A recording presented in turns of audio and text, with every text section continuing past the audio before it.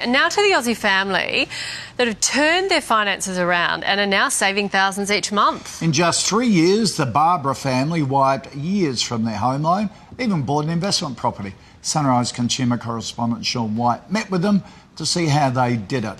Sean, good morning. Morning, guys. It wasn't without hard work, but this family of five have transformed their finances. The best bit, they reckon just about anyone can do it. They're a typical Aussie family. That's all I think. Mum, Rosie, Dad, Steve, and their three daughters aged between 8 and 17. But like millions of Aussie families when it comes to money, the Barbara family admit that for years their interests took a back seat.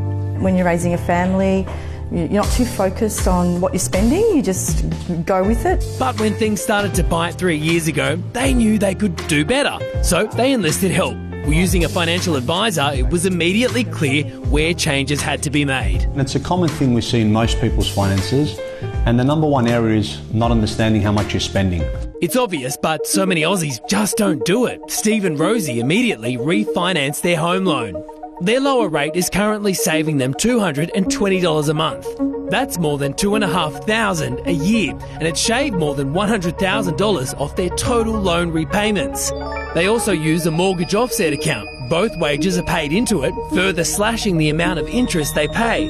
It's a very common product. It's a very popular product if used correctly. Well, next, the Barbaras took a good hard look at their credit card situation.